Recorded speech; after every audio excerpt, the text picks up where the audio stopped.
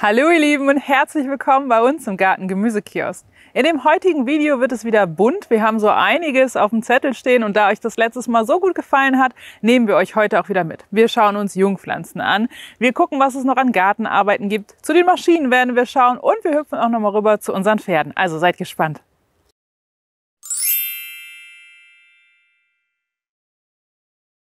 Beginnen wir doch direkt hier mit den Jungpflanzen. Erinnert ihr euch an das Video, wo der Max hier war? Wir haben zusammen ausgesät, Aussaaten für den September. Das findet ihr auch bei uns auf dem YouTube-Kanal direkt oder den Link auch im passenden Blogbeitrag auf unserer Homepage. Es ist jetzt noch nicht zu spät, ihr könnt jetzt noch ganz viel aussehen im September. Wichtig ist vielleicht vorab zu wissen, was wir jetzt hier ausgesät haben, das ist für den geschützten Bereich. Also zum Beispiel ein Hochbeet mit einer entsprechenden Abdeckung oder das Gewächshaus. Wir haben hier Asiasalat, die sind schön aufgelaufen. Hier vorne die vielen kleinen Grünen, das ist Feldsalat.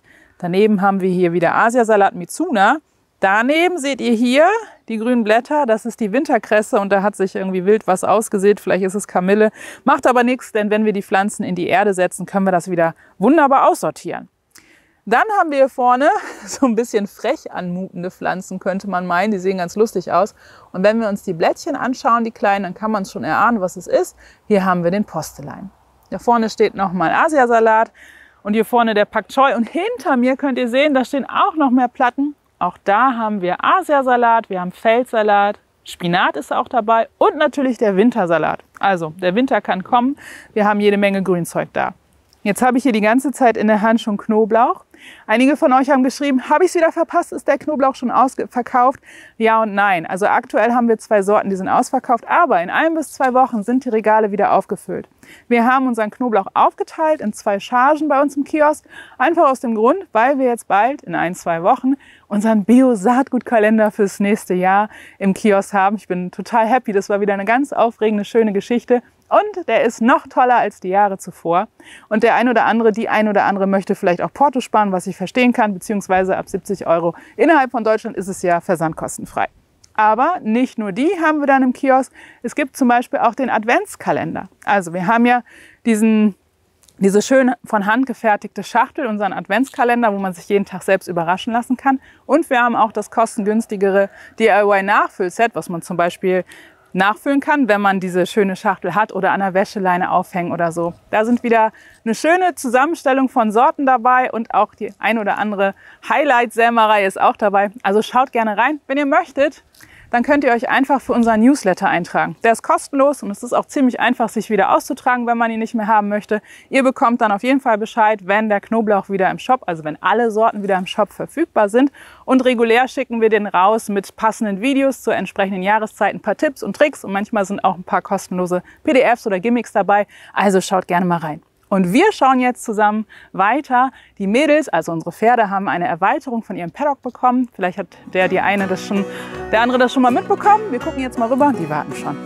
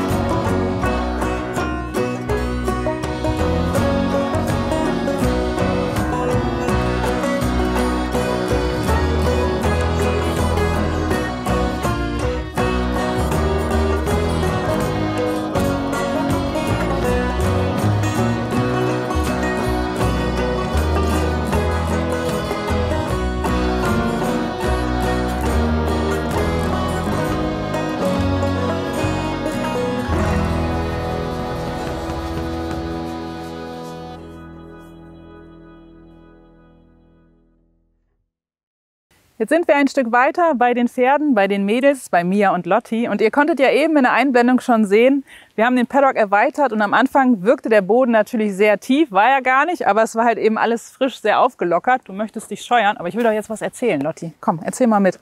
Und ihr seht schon jetzt ganz schnell danach, wir haben noch mal extra platt gewalzt, damit das flott geht, damit der Boden sich schnell setzt, denn Boden, der ansatzweise ein bisschen zu tief ist auf Dauer, ist natürlich nicht gut für die Gelenke und für die Beine, für die Sehnen der Pferde. Das ist uns natürlich auch wichtig. Dieser Platz hier, dieser Paddock, hat nicht nur den Sinn, dass die Mädels jetzt einfach mehr Platz haben, gerade wo die Wiesenzeit kürzer wird. Im Winter ist die Wiese ganz zu hier bei uns. Das heißt, sie brauchen auch Platz, um sich mal auszutoben und zu laufen und zu chillen und zu schlafen. Gleichzeitig haben wir das aber so eingezäunt, dass wir es abgrenzen können und diesen Platz eben auch zum Arbeiten nutzen können. Die beiden sind ja vor der Kutsche gelaufen, auch zweispännig, aber das Arbeiten als Arbeitspferd, also mit dem Zug hinten dran, das müssen wir jetzt erstmal üben und trainieren, dass die Ketten an den Zugsträngen unten mitlaufen zum Beispiel, dass da nach und nach was hinten an den Beinen rumbaumelt, dass da ein Ortscheit drankommt. Alle diese Sachen, die werden wir erstmal üben und lernen. Ne, Lotti? Schön, dass du so relaxed bist. Das heißt, für uns jetzt kommt erstmal noch der Achsel in Betrieb. Deswegen werden wir gleich eine Runde noch umbauen. Es gibt noch einiges zu ernten. Aber ihr seht schon, die Mädels sind ohne Halfter. Ich bin sehr, sehr dankbar für eure Anmerkungen, eure Kommentare unter der letzten Hofgeschichte. Es gibt zwar einiges an Pferdeerfahrung, aber manchmal ist man ja ein bisschen eigenblind. Natürlich bringen wir die Pferde auf die Wiese, drehen sie um und dann lassen wir sie erst frei. Das ist ansonsten, wie in dem Video als Ausschnitt gesehen, natürlich gefährlich. Also immer erst das Pferd auf die Wiese zumachen und dann Halfter ab. Und die Mädels haben in der Regel hier eigentlich auch kein Halfter an. Sie haben kein Halfter an. Das war nur die ersten 1-2 Tage so als Sicherheitsaspekt, wenn irgendwas ist, dass wir schnell eingreifen können. Ihr könnt euch vorstellen, Mia und Lotti kamen an, wohnen hier. Eigentlich waren wir nur bei den Pferden und haben geguckt, wie geht's denen, was machen die? Ganz entspannt. Wir haben sogar die erste Nacht im Stall geschlafen. Also wir Mädels. Eine ganz schöne, aufregende Geschichte für uns. Ich bin sehr dankbar, dass die Schätze jetzt hier sind. Wir gehen jetzt weiter. Mia und Lotti haben nämlich noch einen Teamplayer und das ist der Axel. So, die erste. So ist das gut. Lotti, bleib schön stehen und Mia auch. So, jetzt haben wir das Tüdelüt hier fertig. Jetzt können wir eigentlich los. Eigentlich brauche ich nur Tür aufmachen. Ihr wisst ja eigentlich schon, wo es hingeht.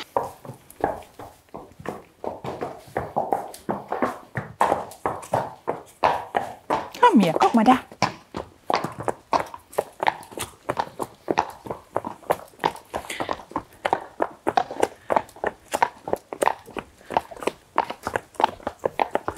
Super, ganz entspannt.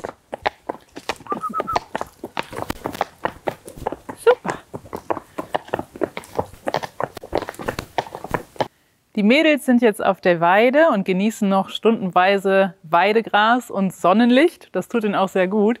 In den Einblendungen könntet ihr gerade sehen oder seht es jetzt gerade, dass wir zumindest soweit schon üben, das Aufschirren, das Abschirren, mit dem Geschirr zu arbeiten, aufsatteln, absatteln, all solche Sachen, das habe ich im FF drin. Aber ein Geschirr aufsetzen, anzuschnallen, die Riemen alle richtig verschnallen und das so ruhig zu machen, entspannt, dass es auch für das Pferd super ist, das heißt es jetzt zu üben, auch mit dem Geschirr zu gehen und auch, dass das Pferd nach und nach lernt, dass es keine Angst haben muss, wenn da was zwischen den Beinen, an den Beinen rumbaumselt. Und so ein Geschirr muss sich natürlich auch erstmal setzen und will gepflegt werden. Es ist wirklich sehr schön geworden. Also ich freue mich, dass wir hier zusammen die Entscheidung treffen konnten. Wir haben uns einige Sachen angeguckt, welche Geschirre gibt es, welche Arbeitsgeschirre. Dann ist es auch regional verschieden, in welchem Bereich vom Land man wohnt. Wir haben uns für einen Kumpt entschieden, das ist für den Zug super. Ich denke, auf lange Sicht, auch mit der Kutsche, sind wir da gut unterwegs. Heißt aber, die Mädels sind dieses Jahr noch nicht einsatzfähig. Das heißt, ihr Teamplayer, der Axel, muss es alleine wuppen und den bauen wir jetzt um. Da ist nämlich noch die Walze dran. Wir wollen Kürbis ernten, also brauchen wir einen Anhänger. Heißt, Axel raus und einmal umbauen.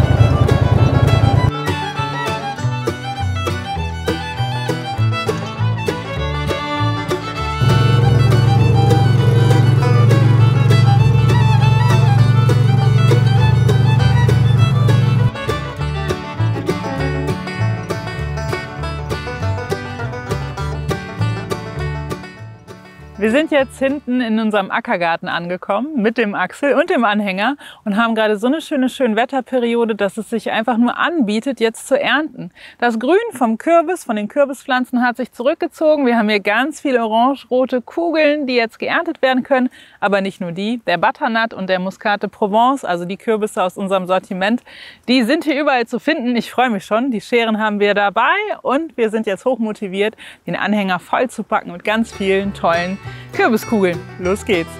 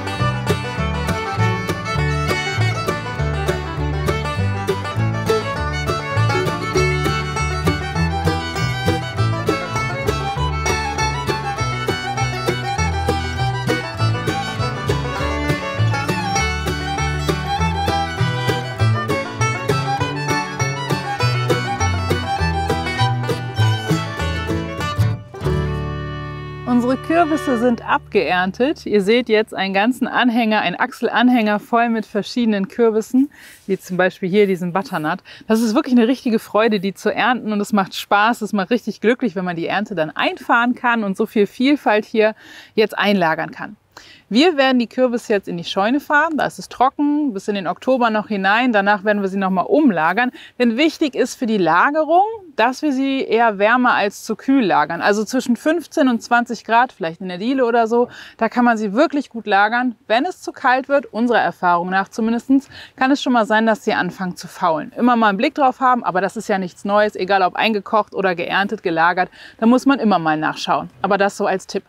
Den letzten Muscate Provence Kürbis, also diesen hier, den habe ich im Sommer noch verarbeitet. Also den konnten wir richtig lange lagern, die anderen waren vorher aufgegessen. Von wegen Essen und Zubereitung gibt es ja ganz viele Möglichkeiten. Was ist denn euer Kürbis-Lieblingsrezept? Schreibt mir das gerne mal in die Kommentare. Wir essen super gerne Kürbissuppe in Kombination mit Kartoffeln. Und die Kartoffelernte steht auch an. Wir haben uns da ein bisschen Gerät günstig ersteigern können, sage ich jetzt mal. Ein roter Roder, aber den schauen wir uns jetzt zusammen mal an. Der steht nämlich in der Scheune und da müssen die Kürbisse jetzt auch hin.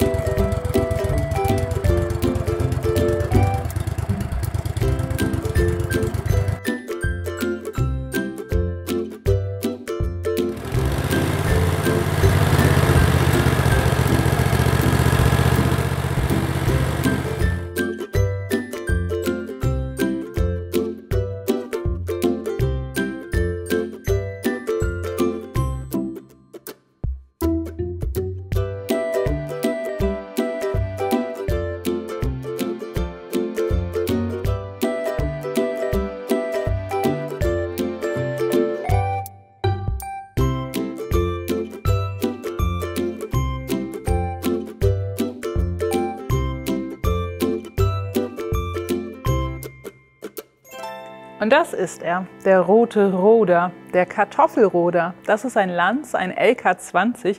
Der ist vor 2 Jahren auch noch vom Trecker gelaufen. Ne, hinterm Trecker besser gesagt.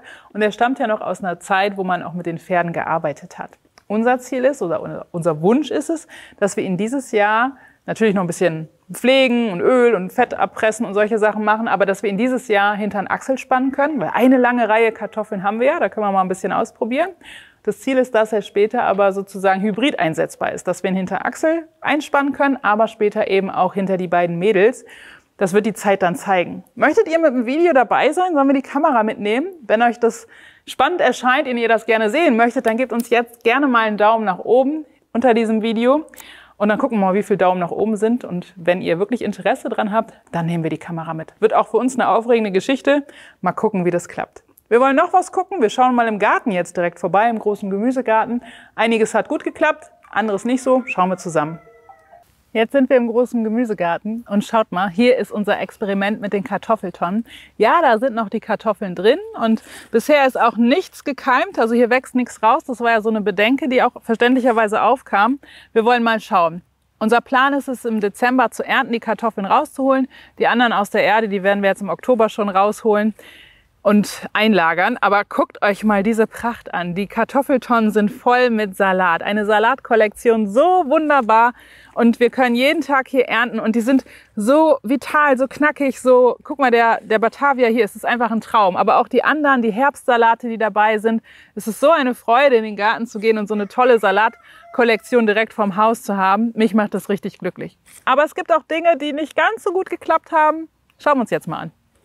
Hier vor mir die Reihe, das ist der Chinakohl, den wir auch zusammen gepflanzt haben. Und ihr seht zum einen ganz viele Löcher, das ist Schneckenfraß. Wir sammeln Schnecken ein, viele Schnecken, wir haben auch Schnecken, aber hier können wir sehen, da haben sie wirklich sich satt gefuttert oder tun es noch. Was aber auch noch zu sehen ist, ihr seht hier die Kohlblüte, die gehen in Blüte. Es ist zwar jetzt bisher nur ein Chinakohl, der jetzt in Blüte gegangen ist, aber man kann schon erahnen, bei manch anderem, da werden noch mehrere in Blüte gehen. Ein paar werden Köpfe ausbilden, aber einige werden noch in Blüte gehen. Die Frage ist jetzt, warum ist es so?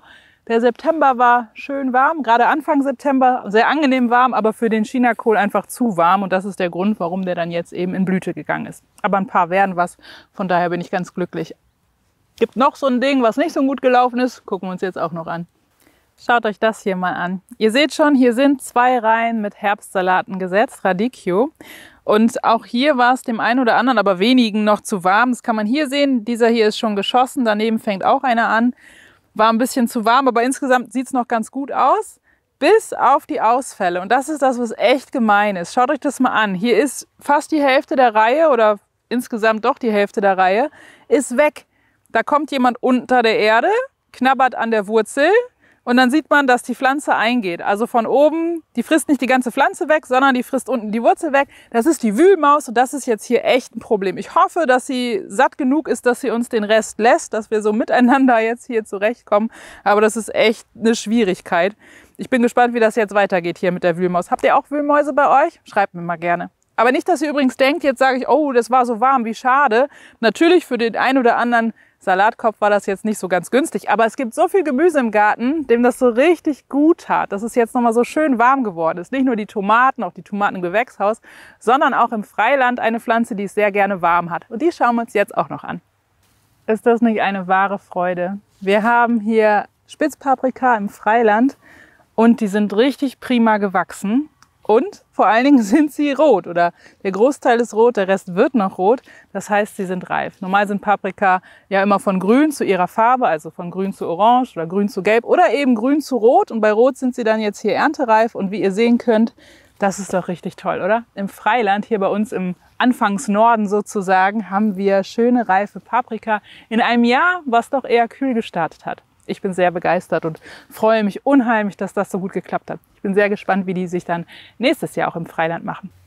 Und dann gibt es noch etwas im Garten, im Gemüsegarten, im Ackergarten, überall verteilt auf dem Hof, was ich so richtig schön finde. Nicht nur für die Nützlinge, Schädlingsabwehr, für die Mischkulturen, für die Insekten, sondern auch für unsere Seele, für unsere Psyche. Wenn ich hier durchgehe und ich sehe die ganzen Farbtupfer im Abendlicht, im Spätsommerlicht, was so golden ist, die Blumen. Gelb, orange, rote, pinke, rosane, violette. Das ist so eine schöne Erweiterung und tut so gut, diese ganzen Farbtupfer im Garten. Das macht richtig Spaß.